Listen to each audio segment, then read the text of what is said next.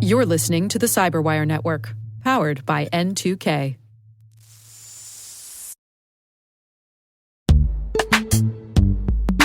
And now, a message from our sponsor, Zscaler, the leader in cloud security.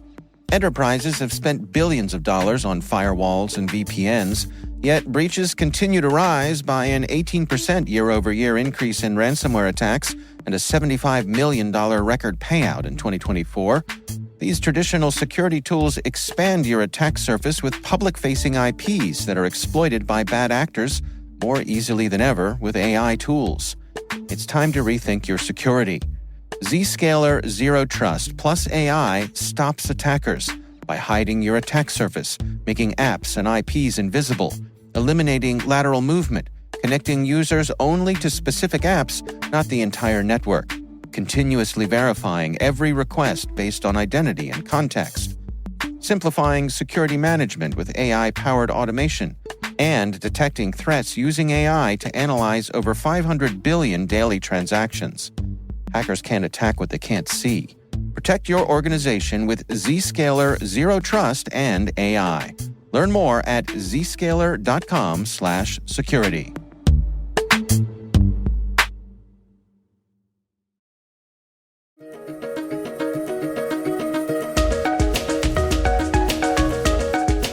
Hello, everyone, and welcome to the CyberWire's Research Saturday. I'm Dave Bittner, and this is our weekly conversation with researchers and analysts tracking down the threats and vulnerabilities, solving some of the hard problems, and protecting ourselves in a rapidly evolving cyberspace. Thanks for joining us.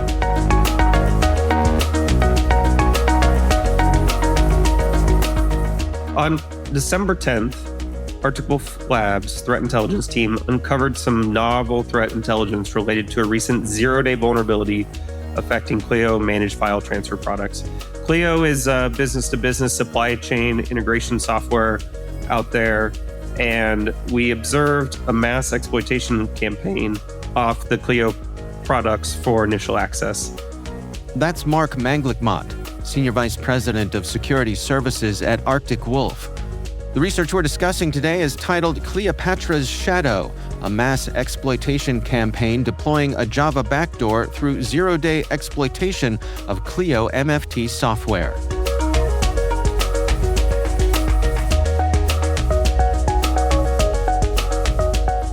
The execution chain involved an obfuscated PowerShell stager, a Java loader, and ultimately a Java-based backdoor, which is being referred to as Cleopatra, like you said.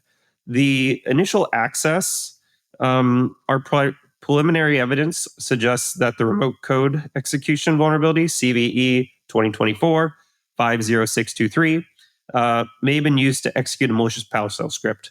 While the exact method of initial access is not yet confirmed, the vulnerability is known to affect both Windows and Linux versions of Harmony, VLTrader, and Lexicon. Well, before we dig into some more of the details, for folks who might not be familiar with managed file transfer software, can you give us a little overview of its purpose and what makes it an attractive target here for threat actors? Yeah, it's become a very attractive target. It allows companies to share information as part of a supply chain in a trusted way. And this has become a lucrative target for ransomware attackers there, because if you get into this technology, you're into a bunch of different companies all at once. And so it's a way of attacking one thing, but then having an impact across multiple companies. And we're seeing specifically a group that's emerged last fall called Termite be all over this. In November, they attacked Blue Yonder, which is a similar type of supply chain management software. And then December, we saw them again, for the Cleopatra attack. I see. Well, let's dig into some of the technical details here. Can you walk us through the attack chain? Let's begin with the exploitation of the zero day that Cleo fell victim to. Is that a good place to start? Yeah, let's do it. So in the threat activity that Arctic Wolf saw, there was a malicious PowerShell script. It connects to an external IP and then downloads a secondary payload and executes it. That payload creates and runs a jar file through the Cleo software. This is using Cleo autorun, which is important to note because within a lot of software, they have autorun, obviously, but what it did is automatically triggers some predefined processes or scripts. And once it got this initial access, the attackers were observed performing reconnaissance. So once they get into the software, they start poking around, seeing what they can see to move laterally. And some of the tools they were using was net, NL test, system info commands, uncompromised systems, which could help them move around within these companies' networks once they get in. So these are very attractive targets to threat actors, like I said, because it allows them to get a lot of access to a lot of different data. And this is, again, related to another example of the move it transfer vulnerability that happened last year as well. Yeah. Is there anything here that really sets Cleopatra apart from some of the other things you see? Is there anything unique in their operating methods here? It's a new gang that's emerged, this termite group that's using this attack, but they're using older types of ransomware. So what's interesting about it is they're not trying too hard in that regard to be super innovative. An analogy I've used many times is if an attacker compared to a basketball team, if they could win the NBA finals shooting nothing but layups, would they ever attempt a 3-point shot? And some of these attack groups are kind of the same way. If they're able to have an effective attack through simple means, then they'll do that without trying too hard. We have seen a proof of concept exploit published by Watchtower, so credit to them, increasing the risk of widespread exploitation of this. Cleo has released a version 5.8.0.24, which they say will patch these vulnerabilities so that they can't be exploited anymore. So everybody that's out there that's using the Cleo software needs to make sure to update to the latest version out there. I see. How were these threat actors identified? Were the particular IOCs that you all witnessed here? Yes, that's correct. There's based on the IOCs and some of the indicators within the ransomware that we saw, we were able to identify this group and tie them back together. What are some of the challenges that you and your colleagues face here when you're looking at these sorts of attacks? I mean, I'm thinking of the fact that they're using encrypted communication and there's some obfuscation going on here. Does that present particular challenges to you all? It can for sure, and the fact that they're using software that has normal privileges to do things can be difficult when you're hiding within plain sight of things. And so it's important for companies to lock down the number of things that have auto run and what has access to and what type of files are created. We're seeing ransomware attackers continually exploit weaknesses in identity and access management configurations. And the social engineering methods that they're using are continuing to get more sophisticated as well. It used to be really easy to identify a phishing email because it was maybe in broken English or had some other oddities to it. But attackers are getting smarter to the latest technologies out there as well.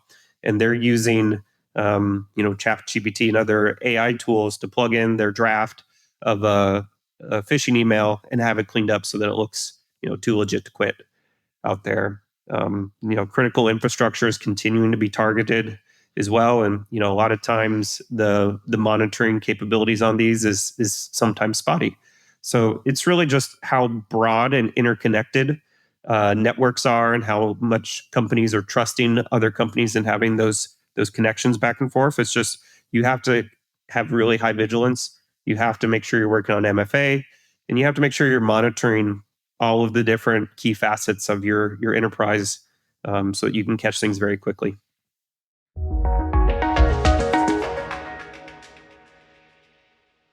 We'll be right back.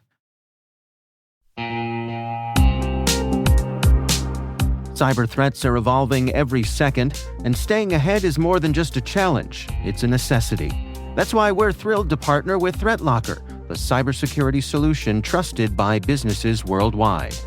ThreatLocker is a full suite of solutions designed to give you total control, stopping unauthorized applications, securing sensitive data, and ensuring your organization runs smoothly and securely.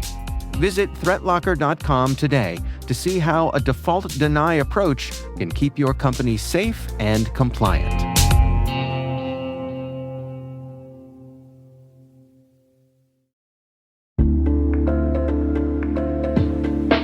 Hey everybody, Dave here. Have you ever wondered where your personal information is lurking online? Like many of you, I was concerned about my data being sold by data brokers. So I decided to try Delete Me. I have to say, Delete Me is a game changer. Within days of signing up, they started removing my personal information from hundreds of data brokers. I finally have peace of mind knowing my data privacy is protected. Delete Me's team does all the work for you with detailed reports, so you know exactly what's been done. Take control of your data and keep your private life private by signing up for Delete Me. Now at a special discount for our listeners. Today, get 20% off your Delete Me plan when you go to joindeleteme.com/N2K and use promo code N2K at checkout. The only way to get 20% off is to go to joindeleteme.com/N2K and enter code N2K at checkout. That's joindeleteme.com/N2K, code N2K.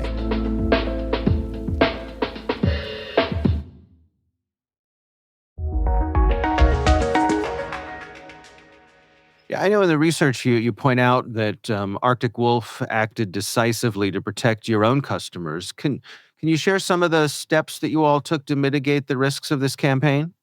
If you see anything that's happening on a host that looks like ransomware, we'll reach out and contain those devices so that nothing else spreads. It's working with customers to remove suspicious files from the Cleo software folders. So using the admin UI, we were searching for any bash or PowerShell commands and all host.xml files. If anything was found, then we would remove it with them. There were certain files that we looked for, and if we saw those, help them clean those up. And then, we were doing some configuration hardening with customers around the autorun feature in Cleo. If possible, we were working with them to disable autorun altogether because that was, a key part of this attack. If that wasn't something that they were able to do for any reason, we were hardening the configuration. Only file system commands to make auto run directory. No write access, no execute access, things like that. Anything we could do that would just make it that much harder for the attacker to be successful and to stop things at the earliest point of that attack lifecycle. Looking at the wider implications here, I mean, this is not the first time that MFT software has been exploited, and I'm curious. What are some of the broader lessons that organizations can learn from this and previous attacks? Things like, the ones that involve the Move It transfer software. Yeah, that's a great point. Like that's definitely a trend that's emerged over the last, say, 6 to 9 months. Is looking at MFTs. It's a really popular tool or technologies to use for companies. So it's really important that they harden those. I think the takeaways is that there's been thousands of companies, like not exaggerating, thousands of companies that use these things that have been impacted by Move It and Cleo and Blue Yonder and all these attacks that are happening there. So this is something that companies put a lot of trust into over the last couple of years, and I think they need to evaluate the controls that they have around it. What are the access privileges, auto run privileges, making sure that they're patching things immediately. To the credit of these companies, they're doing everything they can if they see something to make sure there's patches out there in place quickly. But attackers, like I already mentioned, are lazy and they'll keep using stuff and just find the company that didn't apply the patch. So it's not new or sexy, but vulnerability management still is one of the most important things for companies to focus on. And it often kind of just falls by the wayside because they have a lot of things going on and it's not something that gets as much marketing attention these days. A little detail you mentioned earlier on was that Cleopatra is cross-platform. Like it'll go after Windows and Linux systems. Is there anything specifically noteworthy about that? Does that pose specific challenges to organizations? Yeah, great question. So, you know, depending on what endpoint technologies company have or, broader network security operations, they may not have as many things monitoring the Linux systems. So it's important for companies to have those monitoring capabilities in place on there. Windows is obviously the highest attacked of the operating systems on an endpoint, but it also typically has better security coverage that way. So I think for companies to understand how these attackers are working cross-platform to find any little crack inside their defenses, the company's defenses, they can exploit it. Just because you have Linux out there, don't assume that that on its own is going to be, sufficient without additional security controls in place.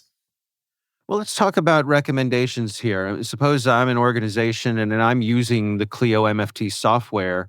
Are there immediate actions I should be taking here to protect myself?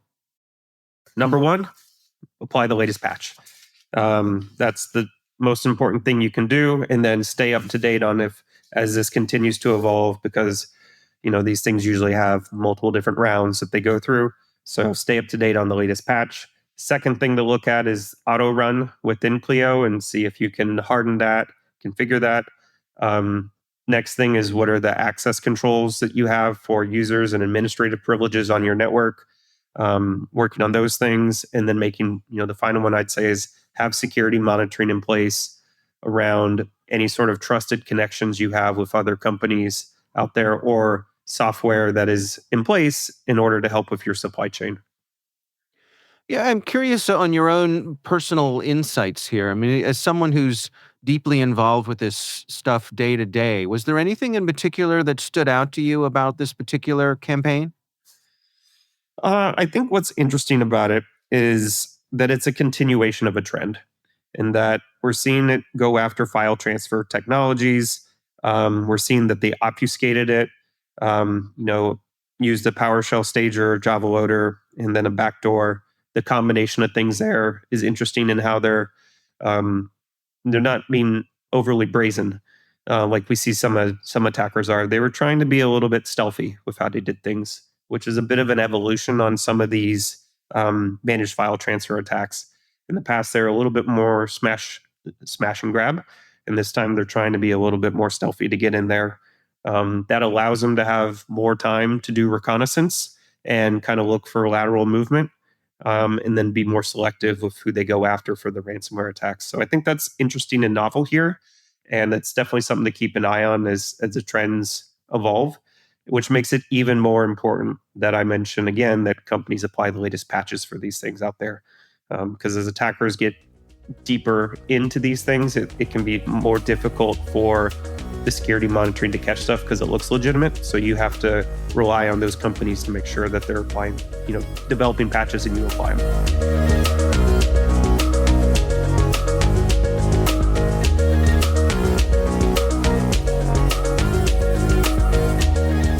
Our thanks to Mark Manglickmott from Arctic Wolf for joining us. The research is titled Cleopatra's Shadow, a mass exploitation campaign deploying a Java backdoor through zero-day exploitation of Cleo MFT software. We'll have a link in the show notes. And that's Research Saturday, brought to you by N2K Cyberwire. You can find a link and additional resources in our show notes. We'd love to know what you think of this podcast. Your feedback ensures we deliver the insights that keep you a step ahead in the rapidly changing world of cybersecurity. If you like our show, please share a rating and review in your favorite podcast app. Please also fill out the survey in the show notes or send an email to cyberwire@n2k.com. We're privileged that N2K Cyberwire is part of the daily routine of the most influential leaders and operators in the public and private sector, from the Fortune 500 to many of the world's preeminent intelligence and law enforcement agencies.